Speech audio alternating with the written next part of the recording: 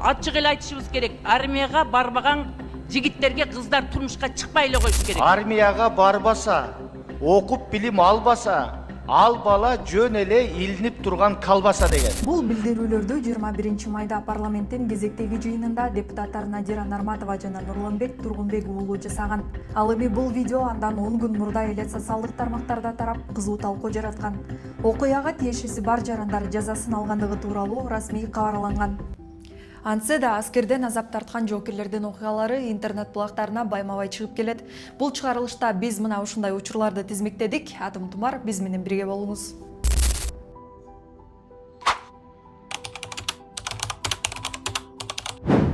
Акыркы 4 жыл ичинде 70ге жакын аскер кызматкери каза болгон.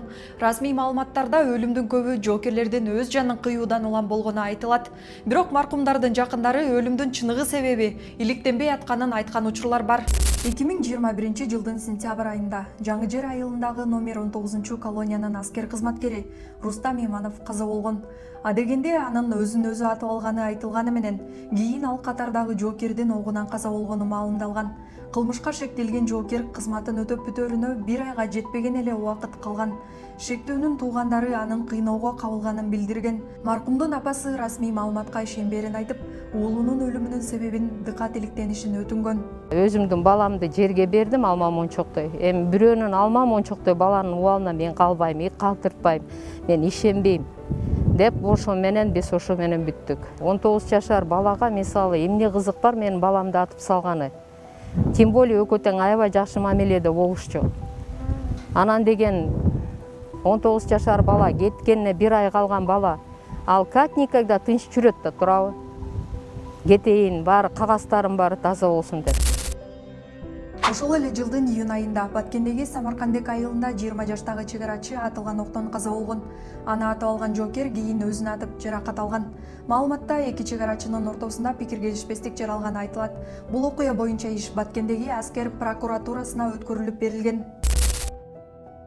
Ошол эле жылдын жай айларында Уда 4 жоокердин өлүмү катталган.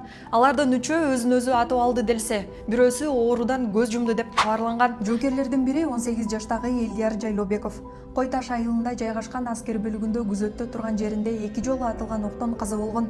Маркумдун жакындары анын карындашынын бүтүрүү кечесине келе тургандыгын кабарлаганын айтып, өзүн өзү атып алгандыгына ишенбестигин билдиришкен. Алар жоокерди киши колдуу болду, же өзүн өзү өлтүрүүгө жеткизишти деп айтып чыгышкан. 2 ай болду ушинтип кайра сөөгү келет деп ойлогон эмесмин.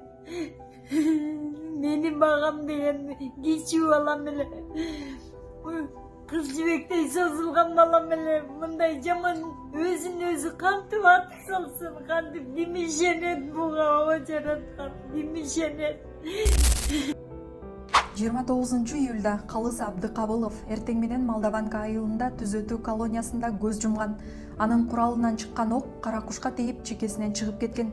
Өзүн өзү атты деген версияга Калыстын агасы ишенбей турганын айткан. Анткени энесинин өлүмүндө шек жарата турган бир нече жагдайы бар экенин айткан. 18 жаштагы жоокер 6 туугандын эң кичүүсү болгон.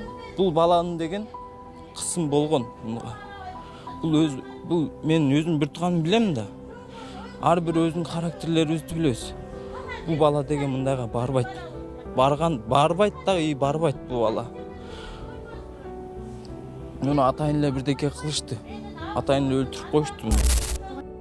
2022 жылдын август айында 19 жаштагы Сыргак Сабырбеков Бишкектеги Калыйнур Өсөнбеков атындагы аскер институтунда кызмат өтөп жатып каза болгон. Коргоо министрлиги жоокер күзөттө турганда өзүнө ок атканын билдирген. Ок чекесине тийип, кежигесинен чыгып кеткен. Анын дагы жакындары жоокердин өз жанын кыйганына ишенбей турганын жана акыркы күндөрү акчаны көп сурап кайрылганын айткан. Мына биякта деген жазып атпайбы акыркы немеси. Азыр эле которо койгулачы деп бул сураныч менен жазып ататчы. Бул суранып жазып атат. Башында 2-4 мой, башында 2 сообщение жазып удаление кылып койгон. Бул жерде бир кандайдыр бир сыр бар да ошо. Эртеси аскер прокуратурасынын иликтөө иштеринен улам аталган аскер бөлүгүндөгү кароол жетекчи Бишкек гарнизонуна камакка алынган. Кызмат өтөп жатып көз жумган дагы бир жоокер Алканбек Мавлан уулу. Окуя 2022 жылдын августунда Ички иштер министрлигинин Ош шаарындагы 703 аскер бөлүгүндө болгон. Жокер басып баратып эле кулап, ошол бойдон турбай калганы маалымдалган. Алканбек Мавлан уулунун аскердеги мөөнөтү 1-2 айдан кийин аяктамак. Расмий органдар анын жүрөк оорудан улам каза болгонун билдирген. Маркумдун жакындары 18 жылдан бери Алканбектин жүрөк оорусу байкалбагынан айтып чыгышкан. Мен айттым, армияда күнүгө текшерүү болобу? Жүрөк ооруйт. Жүрөгү ооруса биз билет элек да. Силер медосмотрдан өткөзүп турган алып кеткенсиңер да армияга. Күнүгө текшерүү болобу десем болот дейт. Болсо кантип билбейсиңер дедим. Жүрөк ооруганда жок дегенде кичине бир нерсе берет да. 2022 жылдын ноябрында Айжигит Алайбек уулу оорудан улам каза болгонун чек ара кызматы билдирген. Ал эртең менен аскер бөлүктүн медициналык бөлүмүнө дене табы көтөрүлүп, тамагы ооруп жатканын айтып кайрылган. Жоокердин ден соолугун көзөмөлдөө үчүн аскер бөлүктүн медициналык пунктуна жаткырылган. Кийин анын ден соолугу кескин начарлап, ашказанынан кан кеткен. Маркумдун жакындары анын буга чейин бир дагы илдетке кабылбаганын айтып, ур токмоктон каза болгон деп божомолдогон. Ошентип ур токмок кылып өлтүрүштүр. Температура болду, кусту алып келдик деп айтып атышат. Ой, мен ишенбейм буга. Башынан денелеринен көргүлө, башынан каны агып турат. Бул окуядан жыл айланбай Баткен районунда кызмат өтөп жүргөн чек арачы спорттук иш-чарада оор жарат алып каза болгон. Буга чейин да чек арачылардын кызмат учурунда жарат алган же кырсыкка кабылган учурлары катталып келген. 2023 жылдын декабрь айында Оштогу 20-24 аскер бөлүгүндө 18 жаштагы жокер Руслан Эрменбаев каза болгон. Чек ара кызматына караштуу аскер бөлүктүн жетекчилиги жокер эhtiyatсыздыктан улам өзүн өзү атып алган деген билдирүү тараткан. Ок жокердин тамагынан кирип, башынан чыгып кеткен. Уулунан ажыраган эне өлүмдүн себебин ур токмок деп эсептеп, президентке кайрылган жана окуянын тыкыр иликтенишин өтүнгөн. 2023 жылдын ноябрь айында Ички иштер министрлигинин ички аскер бөлүгүндөгү токтогул кесин кайтарган 20 жаштагы жокер каза болгон. Аны 21 жаштагы жокер атып алып, куралы менен качып кеткени расмий маалымдалган. Шектүү бир күндөн кийин кармалган. Каза болгон жокердин кызматы 4 айдан кийин аяктамак.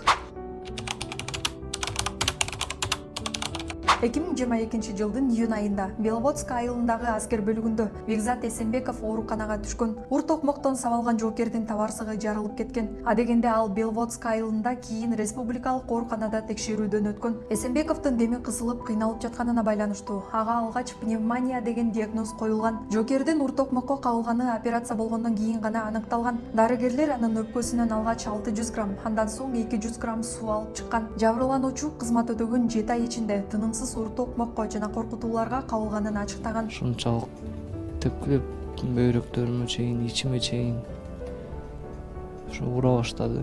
Канча тепкиледи? Бир 20 мүнөттөй уруп салып, тепкилеп, сөккүлөп баргандай. Ал офицерлерге жалпы жонунан 36 000 сомго бирдик салып бергенин билдирген. Бул окуя боюнча кылмыш иши козголуп, шектүү камакка алынган. Андан тышкары 6 аскер кызматкери жумушунан убактылуу четтетилген. Саап барганда ошол жактан айтышты. Бир кулак уже өчүп кеткен, укпайт бүттү деп. Бул армиядан майыптык алып кайткан Кудайберген Элчибаев. 2023 жылдын март айында ал Каракол шаарындагы 20-28 аскер бөлүгүндө кызмат өтөгөн. Жокер прапорщик тарабынан ур токмокко кабылып, бир кулагы укпай калган. Прапорщик алгач Элчибаевден кечирим сурап, дарылатып берерин айткан. Бирок кийин сөзүнө турбай койгонун жабырлануучунун энеси журналисттерге берген маегинде айтып берген. Ал уулунун угу жөндөмүн калыбына келтирүү үчүн Түркияда операция жасоо керектигин билдирип, өлкө башчыга кайрылуу жасаган. 2023 жылдын июнь айында Койташ аскер бөлүгүндө кызмат өтөп жаткан Тилек Сүйүндүковго ок тийген. Ок 19 жаштагы жокердин кабыргасынан өтүп, өпкөсүн тешип кеткен. Сүйүндүковго 2 жолу операция жасалган. Анын апасы окуяга офицерлердин тиешеси бар деп айтып чыккан. Жабырлануучунун үйүнө келген кызматкер уулуңуз өзүн өзү атып алыптыр деп айтканын билдирген. Антсе да окуядан кийин бир офицер кармалганы маалымдалган. 2024 жылдын апрель айында 24 жаштагы Бактыбек Бекчанов Балкчыдагы аскер бөлүгүндө таяк жеп оор абалда ооруканага түшкөн. Ал Бишкектеги эл аралык медициналык университетинин 6-курсун аяктамак. Аскерге келишим менен 1 айлык кызмат өтөө үчүн марттын этегинде барган. Ур токмоктон улам Бекчановдун сол тарабы кыймылдабай, тили болдуруктап сүйлөй албай калган.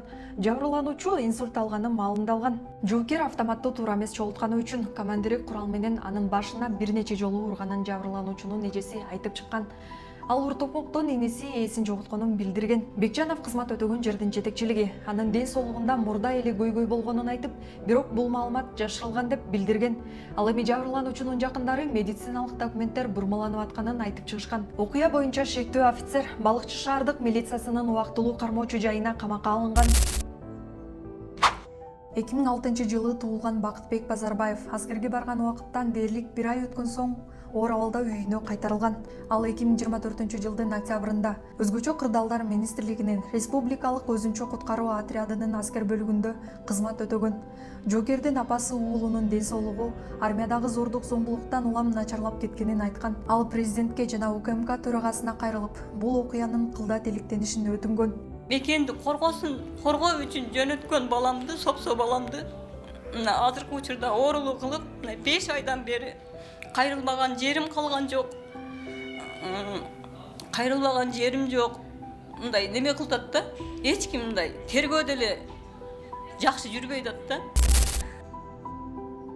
Улуттук гвардияда кызмат өтөп атканына 1,5 гана ай болгон 18 жаштагы Эрик Шаршенбаев ур токмокко кабылып оор абалда ооруканага түшкөн. Анын жакындары армиядагы зомбулук көрсөтүүдөн бөйрөгү катуу жабыркап, кан сыйып баса албай калганын билдирген. Упорго алып кирип алып, сушилкага жаткызып алып, упорго коюп алып тепкен деди. Мамамда келген, больницаларга апардык. УЗИге тартып эмесе деген эме деди. Врач ошакта врач деген табарсы жарылып кетти эже деди. Табарсы жарылып кеттир да бөйрөгү чачырап кеткен өңдү деди да.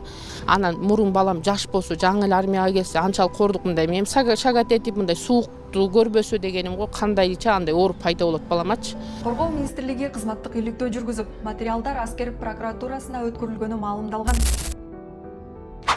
2022 жылы президент Садыр Жапаров курултайда сүйлөгөн сөзүндө жоокерлер ур токмокко кабылган учурда командир жоопко тартыларын билдирген. Дедовщинада 100% жок деп айта албайм. Бар, мен бардыгын айтып атам. Эгерде ким ошол дедовщина менен бир аскерди мурдуган айтып турган болсо, командир камаласыңар айтып коеюн деп. 21 майда армиядагы зордук зомбулук маселеси жогорку кеңеште дагы көтөрүлдү. Депутат Жанар Акаев коргоо министри болуп дайындалган Руслан Мукамбетовду бул маселени катуу көзөмөлгө алууга чакырды. Атене баласын Кыргызстанга кызмат кыл. Кыргызстанды коргоо, мекениңди коргоо, элиңе кызмат кыл, мамлекетке кызмат кыл деп 6 саны аман жакшынакай кылып жөнөтүп атат. Сен барып мекенди коргошуң керек. Бул сенин милдетиң, парызың деп. Анан отурса эле баласынын сөөгү келип атса, же катуу сабап коюп туруп бөйрөгү иштебей калды, майып болуп калды деп атса, мындан өткөн суук кабар барбы атене үчүн? Аны көргөн коомчулук баласын армияга жөнөтөбү? 20 майда коргоо министрлиги альтернативдик кызмат өтөө үчүн төлөмдүн өлчөмүн 18 миңден 50 миң сомго чейин көтөрүүнү сунуштаган. Тиешелүү мыйзам долбоору коомдук талкууга коюлган. Министрлик бул демилгенин себебин инфляция менен байланыштырган. Бул видео менен бөлүшүп, пикир калтырыңыз. Сиздер менен Чекит медиа жана мен Тумар болдум. Көрүшкөнчө.